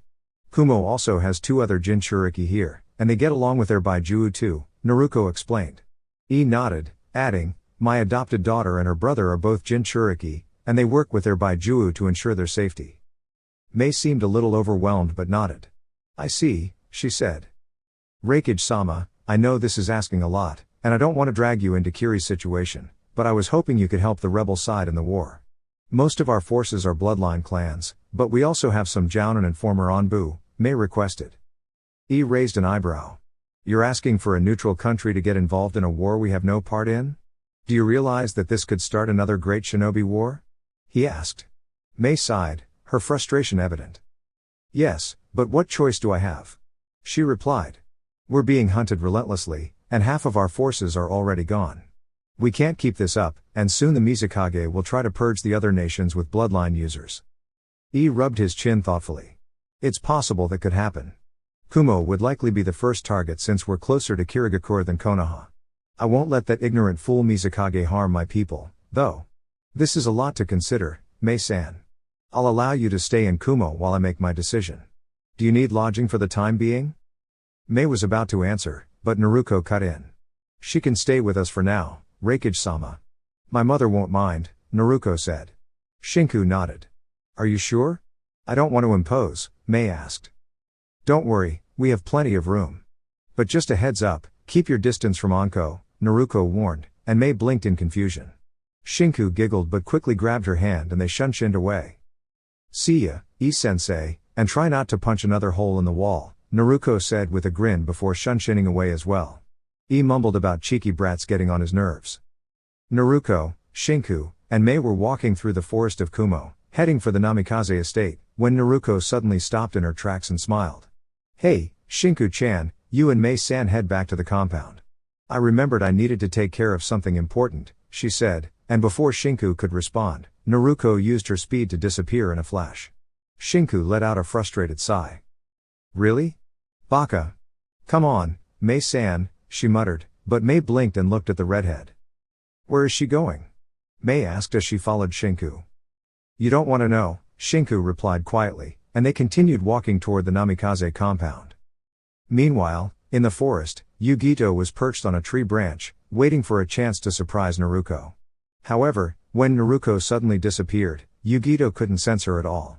To her shock, Naruko appeared behind her and gave her a playful pinch. Yugito jumped up, blushing. She growled and turned around, her fist clenched, ready to strike. Naruko, you perv, I'm going to, she began, but then paused, seeing no one in front of her. What the? I could have sworn she was, she started to say, but then she felt arms wrap around her waist and looked down to see that they belonged to Naruko. Hey, Kitty-chan, Naruko said, releasing her from her grip. How do you keep doing that? Yugito mumbled, crossing her arms. I'm just that good, Naruko said with a grin on her face, making Yugito huff in frustration. You're lucky you're cute, damn it, Yugito muttered, and Naruko grinned. You're lucky you're so cute, Yugi-chan, she said, and quickly pulled her into a hug, giving her a light kiss on the lips. Love you too, Foxy. So, are you going to head home or keep holding me like this? Yugito asked with a playful smile, only to receive another kiss in return. You were going to try to surprise me, weren't you? Naruko asked the Nibi's container. I was, but you ruined it, Yugito pouted, causing Naruko to chuckle. No need to pout, Yugi-hime. How about I take you out for sushi after you meet Mei-san? Naruko offered, and Yugito grinned. Deal, but who's Mei? She asked. Akiri Jonin we found unconscious near the shores of Kumo during a border patrol. She's staying with us for now, Naruko explained. No reason. What is it with you and older women? Yugito mumbled. Hey, you're only 3 years older than me, and so is Samui-chan, Naruko said casually, releasing Yugito and letting her go. What about Anko and Yugao? Yugito asked. Anko's a bit much. Okay, maybe she is, since she's been trying to make me her plaything since I was 13. Yugao-chan is quiet, and I can be around her without worrying, Naruko replied, and Yugito giggled. Did Anko ever get her way? Yugito teased. Naruko blushed, a bit embarrassed. She almost did. If it wasn't for Rin-ne-chan, I'd have been scarred for life. Aw, poor thing, Yugito cooed, giving him a hug. Now I have to go home and fear for my innocence again, Naruko said dramatically, pouting as she gave Yugito puppy dog eyes. You'll protect me from her, won't you, Yugi-hime? Naruko asked sweetly. Yugito grinned and pinched his cheek. You're so cute when you pout. You look like a sad puppy, she teased, but then squeaked when Naruko pinched her back, quickly letting go of him. Naruko smiled mischievously and dashed away, laughing, with an angry and red-faced Yugito chasing after him. Come back here and face me like a ninja, you perv, she shouted, but Naruko just laughed harder. Meanwhile, Shinku and Mei arrived at the Namikaze estate, where Mei was impressed by the sight. Wow, this is a nice compound, she commented. Thanks. The Raikage gave it to us as a welcome gift, even though we aren't ninja for his village, Shinku explained as they approached the door, only to stop when Naruko appeared in front of them, grinning, while a furious Yugito leapt out from behind her. Come here, you pervert, so I can use you as a scratching post, Yugito yelled, stepping toward them. Shinku stepped between them to try to resolve the situation. Whoa now, Yugi. I know Naruko should pay for whatever she did to you, but let's not forget you started it. And Aniki, stop being a pervert or I'll tell Ka-san, she warned, pointing at Naruko, who was teasing her by sticking out his tongue. Naruko immediately paled at the mention of their mother but then glared at her. Tell her, and I'll tell her about your secret late-night visits to the kitchen for Dengo, he threatened, making Shinku go pale. Fine. Jerk, she muttered, while Yugito sheathed her weapons. Naruko walked toward the door but then paused. Hey, you might want to step away from the door, he warned. Shinku and Yugito moved aside, leaving a confused Mei. Shinku pulled her to the side and whispered, just watch. Naruko opened the door, and a blur suddenly tackled him to the ground. After a moment of rolling, they stopped, and Anko grinned, sitting on top of Naruko. Hey, Yonadim Chibi. Did you miss me? I missed you, she said, giving him a playful smile. Naruko, irked, smirked and vanished in a puff of smoke. Anko blinked in confusion, only to see the real Naruko standing between Shinku and Yugito with her arm around their shoulders. Damn it, Anko muttered, folding her arms. I was so close to getting my hands on you. Naruko chuckled and released the girls from her hold.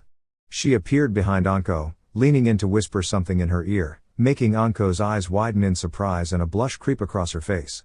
Naruko then motioned for the others to go inside while she spoke to Anko privately. Shinku led them into the house, and Naruko turned back to Anko. You know, Anko, I'm flattered that you'd be interested in me, despite the age difference. What made you attracted to me? She asked, raising an eyebrow. Anko fidgeted. Well, it kinda just happened. I've seen how you treat Yugi-chan, Yuigao-chan, and the others. She explained. I see, Naruko nodded. But we have fun too. I mean, you're a great prankster, and I love teasing you. Plus, you're hot in your own way, even though you tried to make me a man that one day when you were drunk. Anko chuckled. I remember that. Your mom almost killed me that day. At least she didn't make you go through 4 hours of kenjutsu training with her, Naruko mumbled, then gently helped Anko to her feet. Sorry, Anko said sheepishly but winced, grabbing her left shoulder in pain. Naruko frowned, helping her kneel down to examine her. He noticed the 3 tomoe marks on her shoulder, which were pulsing with energy.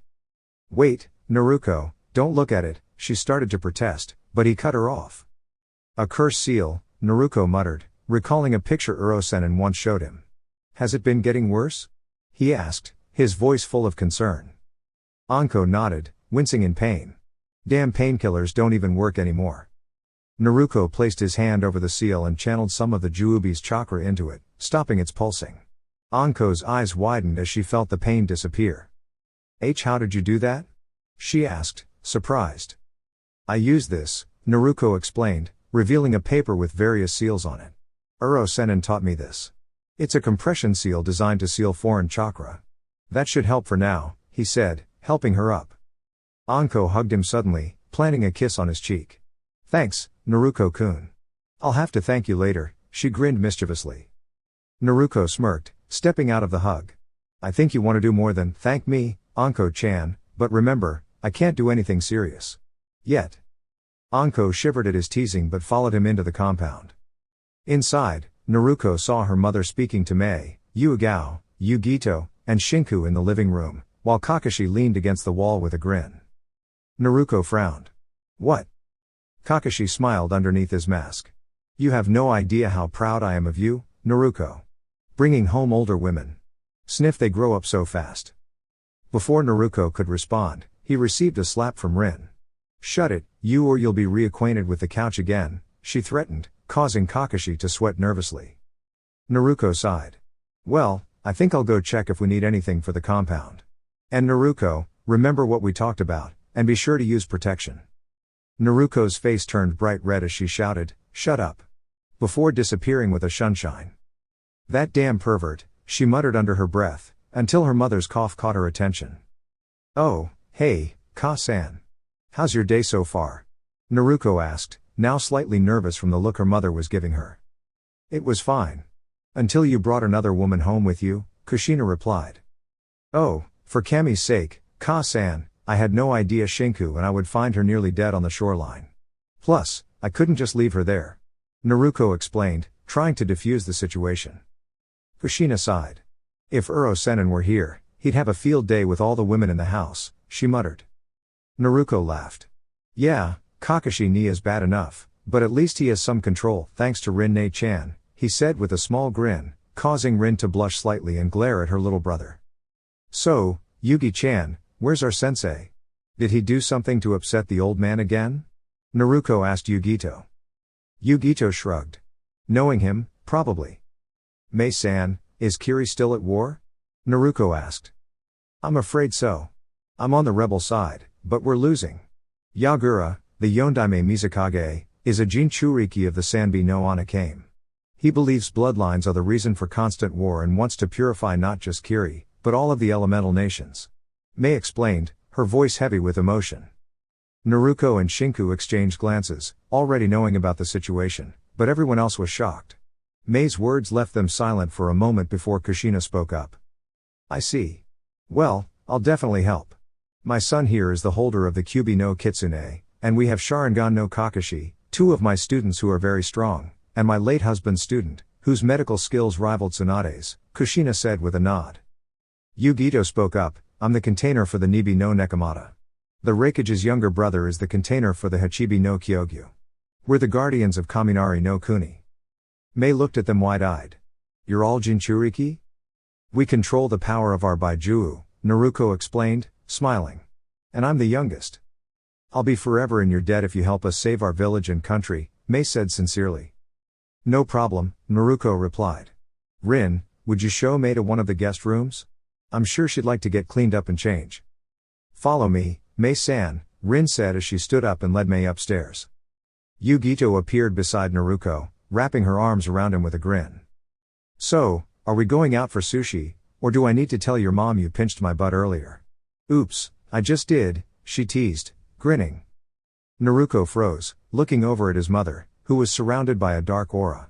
He immediately grabbed Yugito's shoulder and shunshine Ed out of the house.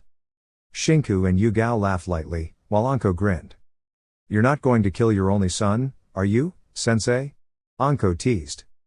Kushina sighed deeply. No, but I'll definitely give him a good talking to later. Anko's teasing earned her a playful smirk. You really need to find yourself a boyfriend soon, sensei, Anko joked. Kushina collapsed on the floor. No dengo for you for 2 weeks, Anko. Anko's horrified cry echoed throughout Kumo, drawing attention from everyone nearby. No, she cried, curled up in a corner. Shinku fell to the floor laughing while Yugao patted a sobbing Anko on the back. You should learn to keep your mouth shut, Anko. I'm going to change, Ka-san, Shinku said as she headed upstairs, leaving the others to laugh at Anko's misfortune. Later that night. The compound was quiet, everyone fast asleep in their rooms. Outside, 8 masked figures moved swiftly across the rooftops. Each wore a blank mask marked with the kanji for ni. Danzo-sama has instructed us to locate and secure the girl. Proceed with caution, there are multiple high-level shinobi in the area, one of the root agents whispered. The others nodded in silent agreement. They opened a small rooftop window and slipped quietly into the hallway, splitting into 2 groups. Meanwhile, Naruko stirred in her sleep, her eyes suddenly opening and revealing her Sharingan, which shimmered faintly in the moonlight. Team 1 discovered a door to the right. They crept in slowly and approached the figure lying under the blankets. Carefully, they raised their weapons, but as they pulled away the cover, the figure vanished, replaced by a glowing seal.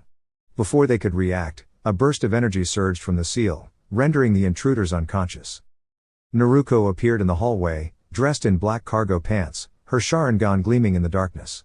With swift movements, she summoned 2 clones who immediately secured the intruders with chakra binding ropes. Suddenly, an explosion echoed in the distance, shaking the house. What in the world? Shinku, Naruko exclaimed before vanishing in a flicker of motion. Dash. Outside the building. Smoke rose from the eastern side of the compound. A red blur shot from the smoke into the forest, pursued by 4 dark-cloaked figures. Shinku leapt from branch to branch, one hand clutching her injured arm. She paused on a high branch, flipping away just in time to avoid a flurry of kunai. Landing on the ground, she sprinted deeper into the woods. 2 more root operatives joined the chase. Who are these people? Why are they after me? She wondered, quickening her pace. As she passed a tree, her eyes widened, an explosive seal was glowing. Not good. She muttered, quickly forming hand signs. She pressed her palms to the ground, and a wall of earth rose before her. The explosion that followed was powerful enough to shatter the wall, sending Shinku tumbling across the forest floor. She rolled to her feet and darted toward the lake nearby. Skimming across the lake's surface, she formed more hand signs. Water style, water encampment wall. A towering barrier of water surrounded her, sending spinning jets outward to keep her pursuers at bay. When the water finally subsided, there was no one in sight. 2 root agents landed on the water, scanning the area. Where did she go? One asked. She couldn't have gone far. We would sense her chakra, the other replied. Near the shore, a small green frog poked its head from the water. It swam quietly, hopping onto the bank and vanishing into the forest. A few moments later, it stopped and opened its mouth. A hand emerged, followed by a head with bright red hair. Shinku crawled out, breathing heavily, and the frog vanished in a puff of smoke. It's only a matter of time before they find me. I need to. Shinku. A calm voice spoke behind her. Reflexively, she pulled out a kunai and swung, only for her wrist to be caught gently. She aimed a kick but was stopped again, softly pinned to the ground. Emoto, it's me, said Naruko, revealing her face. Aniki? What is going on? Who are those? She began, but Naruko covered her mouth and gestured for quiet. Stay low. They're still nearby, Naruko whispered, helping her up. Just then, a kunai zipped past and embedded itself in a tree. The 2 girls looked up to see more masked attackers descending toward them. Both sisters braced themselves. The root operatives charged forward, weapons ready. Naruko ducked beneath a swing, grabbing one attacker's wrist and twisting it, disarming him. With a sharp maneuver, she sent him flying into a tree where he fell unconscious. Shinku unleashed a series of precise punches on the second opponent, followed by a powerful kick that shattered his mask and knocked him out cold. "Shinku, duck," Naruko shouted. Her sister did as told just in time to avoid another strike. Naruko appeared in front of the attacker with a glowing orb of swirling chakra. "Rasengan," she cried, launching the technique into her opponent's chest and sending him flying through several trees. The attacker lay motionless, defeated. Then came the sound of chirping, like 1,000 birds.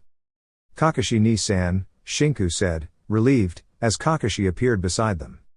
"You two all right?" he asked. "We're fine. What about Mom and the others? Did they get hurt in the explosion?" Naruko asked quickly. "They're safe. We handled the rest," Kakashi replied, walking over to one of the downed attackers and removing the mask. His expression darkened at the familiar symbol. "So Danzo was behind this," he muttered, tossing the mask aside. "Isn't he the one who tried to take us away from Mom?" Shinku asked quietly. Kakashi nodded solemnly. "Yes. He, along with others, had plans to control you both. But your mother stood up to them and made sure that never happened. The rest, you already know." Shinku tended to her arm, her expression thoughtful. "To think our father gave so much for people who didn't appreciate it." Naruko placed a comforting hand on her sister's shoulder. "He believed in a better future. And now, it's up to us to carry that forward, no matter where we are. I know he'd be proud of us, Shinku-chan." Kakashi smiled softly. "Come on, let's clean up and head back." Using fire and water style techniques, they ensured no trace remained and returned to the compound. Back at the compound. Kushina, Rin, Anko, Yu Gao, and Mei were outside the damaged section of the compound. Yu Gao and Mei worked together using water-style techniques to extinguish the last of the flames, while Rin treated some minor injuries on Anko. Kushina, however, had her hands on the last conscious attacker, holding him tightly by the collar. "You're going to tell me exactly what this was about and where my children are," she said firmly, her eyes sharp with protective intensity. "He won't talk, Ka-san," Naruko said gently. Kushina turned to see her children walking toward her with Kakashi. In an instant, she enveloped Naruko and Shinku in a warm embrace. "Naruko. Shinku. Thank goodness you're safe," she said, clearly relieved. "We're okay, Mom," Naruko reassured her, smiling. Kushina released them, noticing the bandage on Shinku's arm. "Your arm, Shinku, are you all right?"